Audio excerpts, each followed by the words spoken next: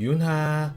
안녕하세요, 동이쌤입니다. 이번 시간은 서양윤리로 넘어가 보겠습니다. 우리 생활과 윤리에서 다루는 서양윤리는 크게 의무론, 공리주의, 덕윤리가 있고 최신 윤리학 내용도 일부 소개하고 있습니다. 서양 사상은 저술을 남기지 않은 소크라테스를 기원으로 보고 있지만 사실상 철학이 없던 시기에 철학이란 것을 만들었던 플라톤을 시작으로 파악하고 있습니다. 플라톤의 사상은 형이상학, 즉 존재의 본질 및 실체에 대한 탐구로 이루어집니다. 이 세상의 본질은 무엇인지 설명하려고 했던 그의 사상은 수많은 사상가에게 영향을 주었고 지금도 영향력이 있습니다. 자세한 내용은 윤리학 사상 시간에 배워보도록 하겠습니다. 오늘은 그 중에서 의무론인 칸트와 스토아 학파 그리고 아퀴나스의 사상을 함께 공부해 보겠습니다. 서양 사상을 이야기할 때는 칸트를 빼놓고 이야기할 수 없습니다. 칸트의 사상은 근현대 사상에 엄청난 영향력을 끼쳤고 철학사에서 칸트를 빼놓고는 이야기할 수가 없습니다. 왜 그렇게 칸트를 추앙하는지, 칸트가 얼마나 대단한 일을 했는지 간단하게 언급하고 시작해 보겠습니다. 칸트의 이전 시기에는 쉽게 해결되지 않는 점에 대해서 안에 내놓기 위한 수많은 사상가가 논쟁을 벌였습니다. 윤리적 행위는 이성으로부터 비롯되는가, 감정으로부터 비롯되는가, 윤리는 객관적으로 존재하는가, 상대적으로 인식되는가, 지식이라는 것은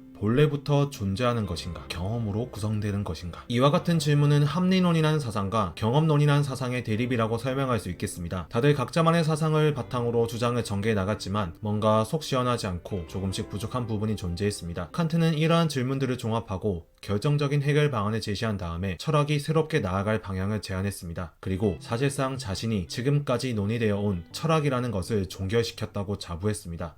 이를 코페르니쿠스적 전환이라고 합니다. 코페르니쿠스의 지동설로 천동설 중심의 세계관이 완전히 붕괴된 것에 빗대어서 과거의 철학으로부터 새로운 시대의 철학으로의 전환을 선언했던 것입니다. 칸트는 무언가를 본다는 것은 우리의 감각기관이 주관적으로 해석한 것으로 이해하고 있습니다. 가령 우리가 지금 유튜브를 보는 것은 가시광선이 모니터에 부딪히고 반사되어서 우리의 수정체에 들어온 것이죠. 이를 뇌가 새롭게 구성하고 해석한 것이 본다라는 것의 의미입니다. 그런데 우리가 보고 있는 것은 정말 사물 그 자체의 본질이 맞을까요? 다른 방식으로 질문해 보겠습니다. 여러분들 눈앞에 사과가 있으면은 그러한 사과는 정말 동그랗고 빨간색이 맞을까요? 생명 환자들은 평생 붉은색이나 청색을 알지 못한 채로 살아갑니다. 그들의 시각세포의 기능이 선천적으로 부족하기 때문이죠. 이처럼 세포의 기능이 조금만 제 기능을 못하면 원래의 색으로 알고 있던 것도 제대로 파악할 수 없습니다. 과연 그렇다면 우리가 정상적인 감각기관과 그에 의한 감각세포를 다 보유하더라도 완전히 정확하게 그 사물의 형체, 모양, 맛, 냄새, 색깔 등을 알 수 있을까요? 칸트의 대답은 아니라고 합니다. 사실 우리는 사과의 본질을 결코 알 수 없습니다. 왜냐하면 이것은 우리가 머릿속에서 주관적으로 해석한 일종의 이미지이기 때문입니다. 아무리 감각기관이 열심히 일을 한다고 하더라도 감각기관의 선천적인 오류이자 한계로 인해서 완전히 정확하게는 파악할 수 없는 것입니다. 그러나 칸트는 말합니다. 우리는 사물의 본질은 정확하게 파악할 수 없지만 무언가 본질이라는 것이 존재한다는 그 사실만큼은 알 수 있다고, 즉 이성을 한계까지 사용한다면 무언가 존재라는 것은 알 수 있다는 것입니다. 우리가 자연법칙에 의해 결정된 세계인 현상계를 파악할 수는 있지만 현상계 너머에 존재하는 사물의 본질 그 자체의 세계인 본체계는 존재한다는 것만 이해할 수 있지 그것이 무엇인지는 정확하게 인식할 수 없다는 의미였습니다. 이것이 바로 오랜 시간 동안 합리론과 경험론이 대립해온 사상적 대립의 결론이었습니다. 합리론과 경험론의 대립을 종합하고 인간의 인식의 한계를 정의했으며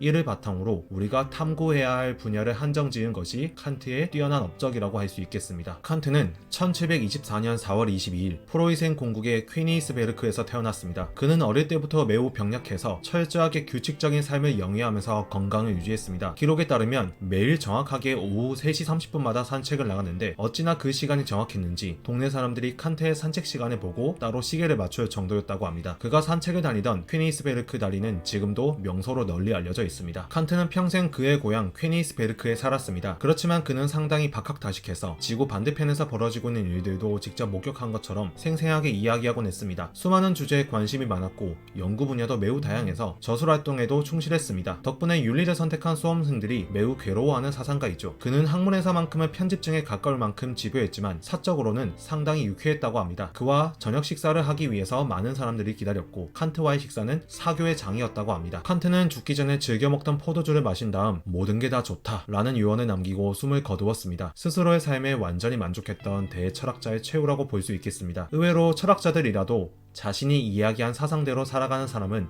그리 많지 않습니다. 그러나 칸트는 충직하게 자신이 이야기한 사상들을 지키면서 우직하게 살아갔습니다. 칸트의 생애만큼이나 그의 사상은 매우 까다롭습니다. 그의 주요 저서는 3대 비판서로 알려져 있는 순수이성 비판, 실천이성 비판, 판단력 비판입니다. 이 책들은 각각 인간의 인식 능력의 한계는 어디까지인가, 인간은 무엇을 해야 하는가, 인간은 무엇을 희망해야 하는가를 다루고 있습니다. 직접 읽어보면 한 문장 한 문장 넘어가기가 몹시 힘든 책들인데, 혹시 칸트의 철학을 개인적으로 조금 더 심화해서 공부해보고 싶다면 칸트를 다루고 있는 2차 서적 몇 권을 추천해드리겠습니다. 우선 한정영 교수님이 쓴 칸트 철학으로의 초대, 카울 바흐가 저수했고 백종현 교수님이 옮긴 임마누엘 칸트 생애와 철학체계, 그리고 박창구 교수님의 원전으로 이해하는 칸트 윤리학, 이 세 가지를 추천하겠습니다. 칸트의 의무론은 한마디로 도덕 법칙에 따라야 한다는 내적 동기로부터 비롯된 의식과 선의지에서 비롯된 행위만이 도덕적 가치를 지닐 수 있다는 입장입니다. 칸트는 인간의 행위가 도덕적 가치를 지니기 위해선 반드시 이성을 동기로 해서 나와야 한다고 강조합니다. 이러한 이성은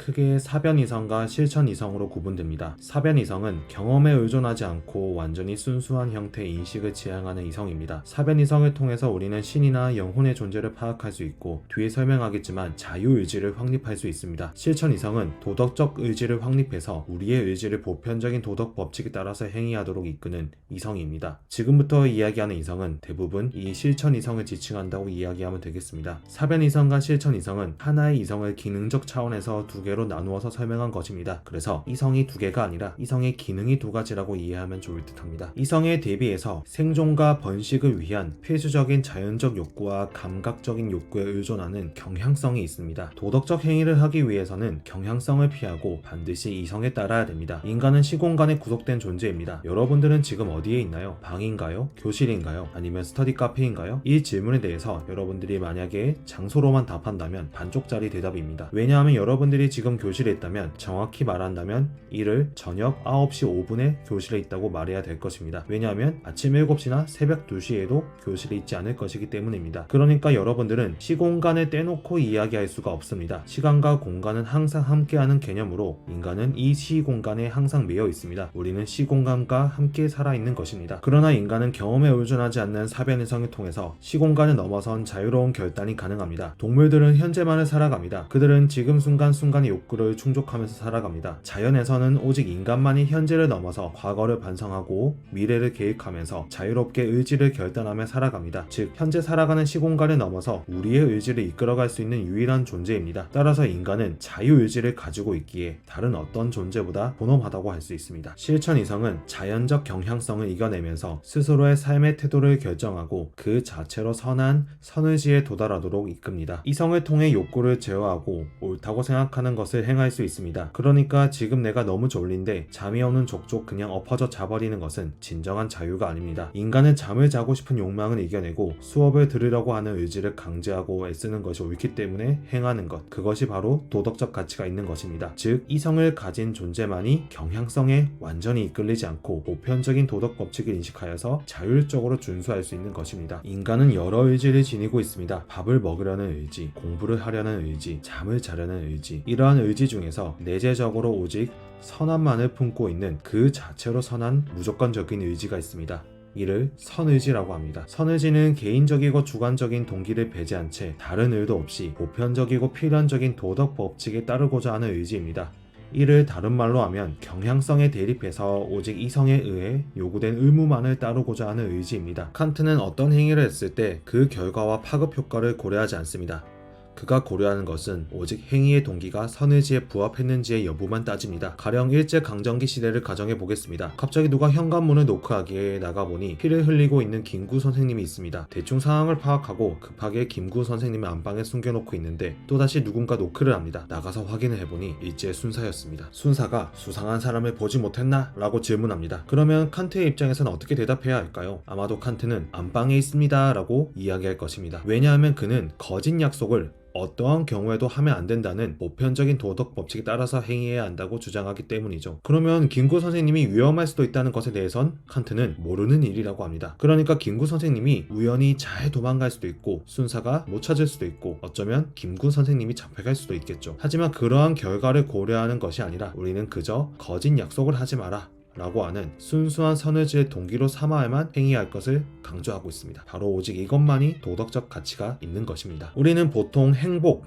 쾌락, 사랑과 같은 가치들을 좋은 것이라고 간주하고 있습니다. 그러나 칸트에 따르면 행복, 쾌락, 사랑과 같은 가치들은 주관적 성향을 지니기에 쉽게 악한 것으로 흘러갈 수 있다고 주장합니다. 따라서 본래적인 선으로 인정되고 있는 가치들도 선의지와 결합이 되어야만 진정으로 가치가 있게 됩니다. 이 세상에서, 아니 이 세상 밖에서까지 무제한적으로 선하다고 생각될 수 있는 것은 오로지 선의지뿐이다. 지성, 기지, 판단력, 그 밖에 정신의 재능이라 불릴 수 있는 것들, 또 용기, 결단력, 끈기 같은 기질상의 속성들도 틀림없이 여러 가지 점에서 좋고 바람직하다고 할 수 있다. 그러나 우리가 흔히 성품이라고 일컫는 이러한 기질조차 그것을 사용하는 의지가 선하지 못하다면 지극히 악하고 해로운 것이 될 수도 있다. 선의지에 대한 내용이었습니다. 선의지가 아무리 좋은 것을 이야기해 주더라도 인간의 의지는 나약하기 때문에 쉽게 타락하고 나쁜 것을 선택하기 마련입니다. 따라서 선의지가 효력을 발휘하기 위해선 좋게 부드럽게 권유하는 것이 아니고 강제적으로 강요하듯이 의지를 이끌고 가야만 합니다. 이를 의무라고 표현합니다. 의무란 도덕적 가치를 지닌 행위의 절대적인 근원입니다. 우리가 어떤 행위를 했을 때 행위의 동기와는 관련 없이 결과적으로 그 행위가 의무에 부합해서 도덕적으로 보이는 행위가 있습니다. 이를 합법성이라고 합니다. 그런데 합법성만으로는 완전히 도덕적 행위라고 보기 어렵습니다. 왜냐하면 동기가 선의지에서 비롯되지 않을 수도 있기 때문입니다. 따라서 합법성과 더불어 선의지를 동기로 삼은 행위가 진정으로 도덕적 가치를 지닌 행위입니다. 이렇게 자신의 의지가 도덕 법칙에 복종하고 있다는 것을 스스로 깨닫고 있을 때 나오는 감정이 도덕 법칙에 대한 존경심입니다. 도덕 법칙에 대한 존경심은 이성으로부터 나온 감정으로 자연적 경향성에 근거한 감정과는 달리 칸트가 긍정적으로 평가하는 감정입니다. 인간의 의지는 이성이 아무리 선한 것을 제시해 주어도 경향성으로 인해서 금세 주관적 동기를 따르게 됩니다. 동정심, 사랑과 같은 감정으로 간혹 도덕적 행위를 하기도 하지만 이러한 감정은 결국 가까운 사람을 향하게 됩니다. 따라서 이러한 감정은 그 자체로 나쁘진 않지만 도덕적 가치를 지닌다고는 평가할 수 없습니다. 의지의 나약함으로 주관적 동기를 따르려는 개인적 성향을 억누르기 위해서 이성은 의지를 강제함으로써 도덕 법칙을 의무에 포함시켜 강제적으로 이끌고 갑니다. 따라서 도덕 법칙에 대한 존경심으로 말미암아 오직 의무만을 준수하려는 내적 동기의 근원을 둔 행위만이 도덕적 가치를 지니게 됩니다. 그렇다면 합법성만의 충족, 즉 결과적으로 우연히 의무에 일치하는 행위는 도덕적일까요? 칸트의 대답은 아니라고 할 것입니다. 칸트는 이와 같은 경우를 빵가게 주인으로 예시를 들고 있습니다. 만약 어리숙한 사람이 빵을 사러 왔는데 이 사람에게 바가지를 씌우려고 하다가 소문이 나서 우리 빵집이 망할 우려를 해 결국 그 사람에게 정가로 빵을 팔았다고 가정해 보겠습니다. 이 경우에는 빵가게 주인은 결과적으로 정직하게 빵을 팔았지만 행위의 동기가 불손하기 때문에 그 행위는 도덕적 가치를 지니지 않습니다. 따라서 내적 동기가 도덕적 의무에서 비롯되지 않으면 도덕적 가치를 지니지 않습니다. 선의지가 인간의 행위를 도덕적 행위로 이끌기 위해선 정언명령에 따라야 합니다. 정언명령은 어떠한 조건도 필요하지 않는 객관적으로 필연적인 도덕적 명령입니다. 정언명령의 반대말은 가언명령입니다. 조건부 명령이란 뜻이죠. 예를 들면 폰을 바꿔줄 테니 공부해라는 가언명령이고 그냥 공부해라는 정언명령이 셈입니다. 정언명령은 도덕적 행위의 기준을 제시하는 정식을 제시합니다. 이러한 정식은 크게 보편화 정식과 인간성 정식으로 구분됩니다. 보편화 정식과 인간성의 정식은 별개의 내용이 아닙니다. 하나가 충족되면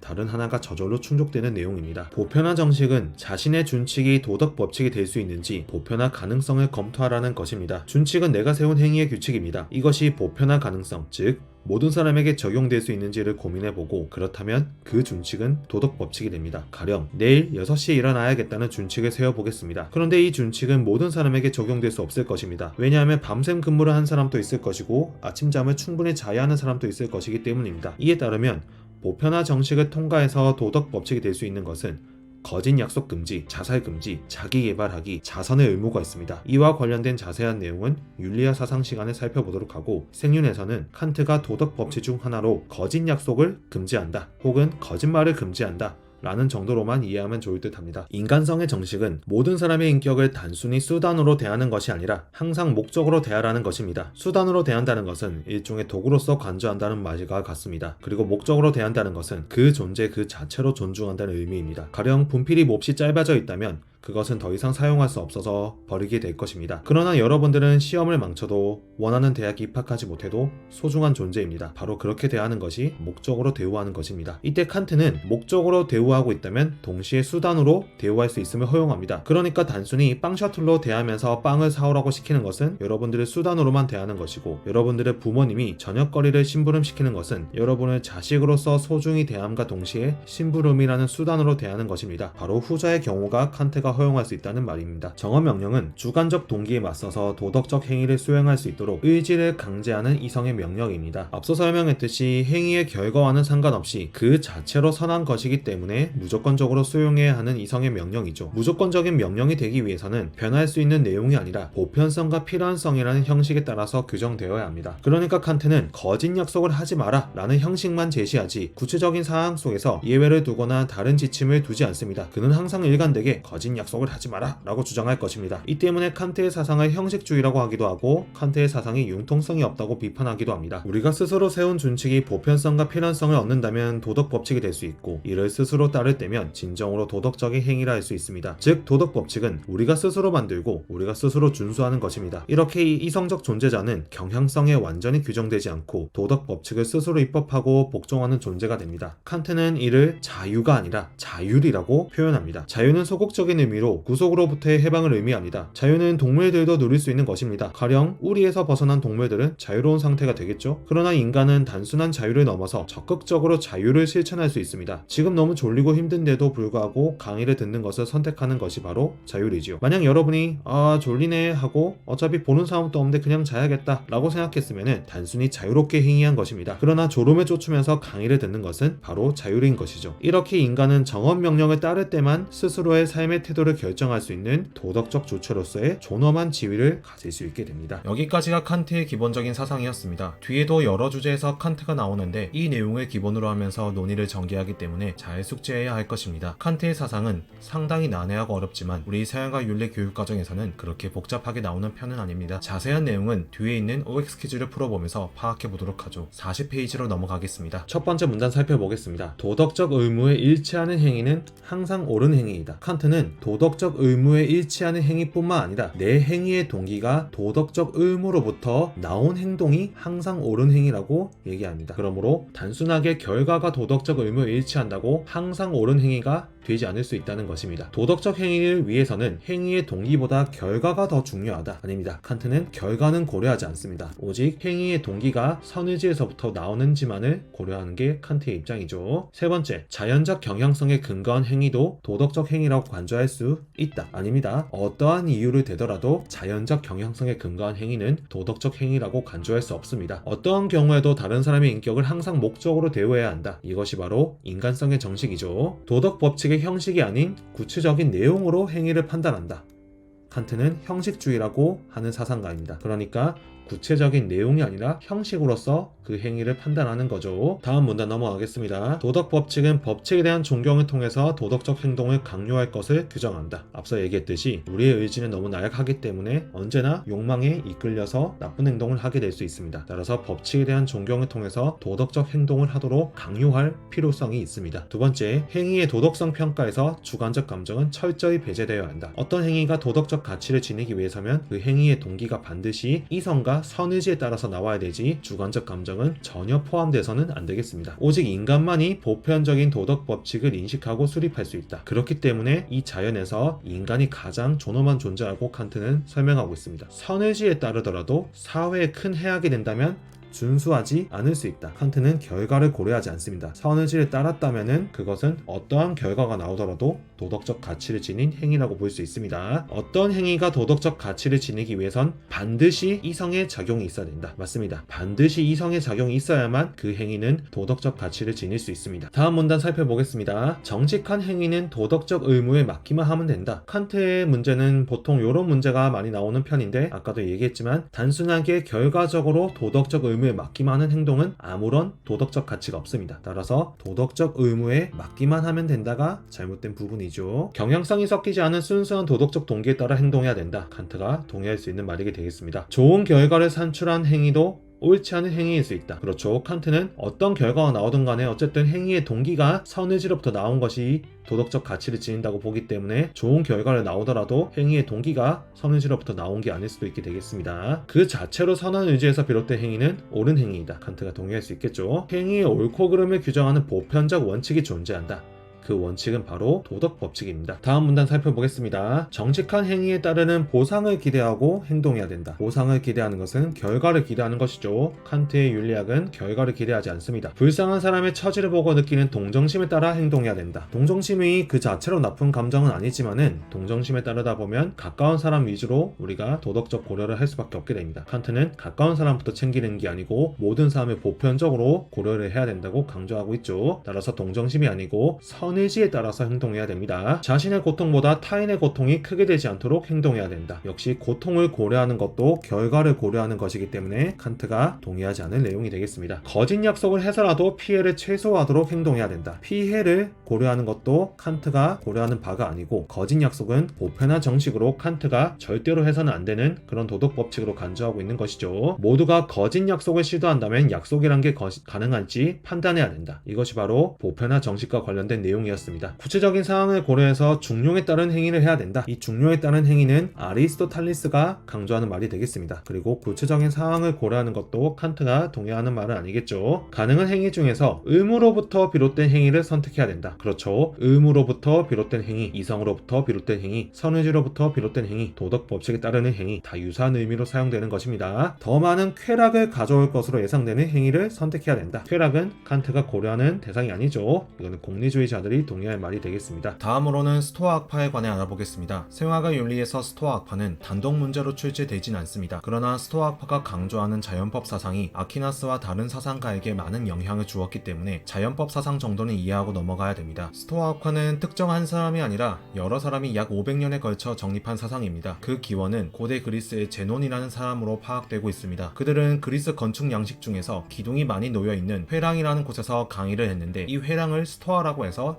이름을 스토아 학파라고 부르게 되었습니다. 작은 도시국가였던 그리스는 알렉산더 대왕의 대제국 건설로 갑작스레 여러 문화와 융합이 됩니다. 수많은 나라와 문화가 융합이 되었고 이는 헬레니즘이라는 사상으로 꼽히게 됩니다. 그러나 알렉산더 대왕은 30대에 숨을 거두었고 그의 죽음으로 대제국은 붕괴되었습니다. 그로 인해 그리스 사람들은 혼란을 겪게 되었고 마음의 평화를 찾으려는 여러 사상이 등장했습니다. 그중 스토아파는 우주의 원리인 로고스에 의해서 모든 것이 운영되기 때문에 우리의 삶은 이미 결정되어 있다고 주장합니다. 우리는 이성을 통해서 로고스를 파악하여 자연법을 인식할 수 있는데 자연법을 인식한다면 억지로 우리의 운명을 바꾸려고 하지 않고 그냥 주어진 대로 흘러가며 산다고 강조합니다. 즉 이성을 따라서 자연에 순응하는 삶을 강조하고 있습니다. 이러한 삶의 태도는 로마 시대의 스토아 학파 사상가 에픽테토스의 일화를 통해서 이해할 수 있겠습니다. 에픽테토스는 노예 출신으로서 스토아 학파의 사상을 널리 알리고 있었습니다. 그의 주인은 정말 에픽테토스가 어떤 일이 벌어져도 동의하지 않을지 궁금하여 그의 다리를 부러뜨립니다. 그러자 에픽테토스는 하나도 절대로 동의하지 않고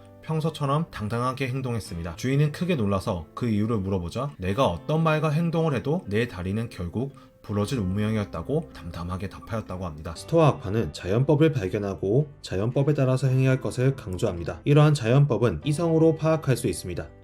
이때 이성은 인간이라면 모두가 지니고 있기에 누구나 자연법을 발견할 수 있습니다. 따라서 모든 인간은 자연법 아래에 평등하고 동등하게 대우받을 권리가 있다고 간주하고 있습니다. 아퀴나스는 스토아 학파의 자연법 사상을 신학적으로 해석합니다. 그는 아리스토텔레스의 철학 기반 위에서 신학을 집대성한 위대한 신학자이자 철학자였습니다. 스토아 학파가 주장한 로고스를 신의 이성적인 계획으로 해석하고 있습니다. 우리 인간은 신의 계획을 이성으로 파악해서 이해할 수 있는 것이 바로 자연법이라는 것이죠. 이성은 인간에게 옳은 것을 판단하고 선택하는 정신의 기능으로서 감각적인 욕망을 조절하고 선한 행위를 실천하도록 만듭니다. 신은 언제나 완전하고 가득 차 있는 존재로서 인간에게 영원법으로서 명령합니다. 그러나 인간의 육체를 지니고 있어서 불완전하기 때문에 이성을 아무리 잘 발휘하더라도 완전하게 영원법을 이해하지 못합니다. 하지만 완전하게 이해하지 못했더라도 그렇게 이해한 법칙이 그나마 신과 가장 가까운 것입니다. 아퀴나스는 이를 자연법이라고 부릅니다. 자연법은 이성에 의해서 인식되는 보편적인 행위 원리입니다. 자연법의 제1원리는 선을 추구하고 악을 피하라 라고 명령합니다. 모든 인간이 이성을 지니기 때문에 보편적으로 선을 추구하고 악을 피하라 라고 하는 자연법의 제1원리의 명령이 적용될 수 있습니다. 그리고 이 자연법에 따라서 실제 우리 사회를 운영하는 실정법이 만들어져야 합니다. 자연법의 1원리는 인간의 본성에 들어와 세 가지의 계층적 질서를 이룹니다. 첫 번째 자연적 성향은 생명체라면 모두가 지니고 있는 자기 보존의 성향입니다. 모든 실체는 자신을 보존하고 유지하려는 성향이 있다는 의미입니다. 두 번째 자연적 성향은 인간과 동물이 보유하는 종족 보존의 성향입니다. 식물과 같은 존재는 종족 보존과 관련된 의식이 없기 때문이죠. 세 번째 자연적 성향은 인간만이 지니는 신에 대한 진리 파악과 사회적인 삶을 영위하려는 성향입니다. 아퀴나스는 오직 인간만이 이러한 성향을 지닌다고 파악합니다. 결국 이 세 가지 자연적 성향은 선을 추구하고 악을 피하라 라고 하는 자연법의 1이 원리를 다르게 표현한 것에 불과합니다. 즉 신을 파악하고 사회적 삶을 영위하는 것이 바로 선이라고 말하는 것이죠. 아퀴나스는 자주 나오는 사상가는 아니지만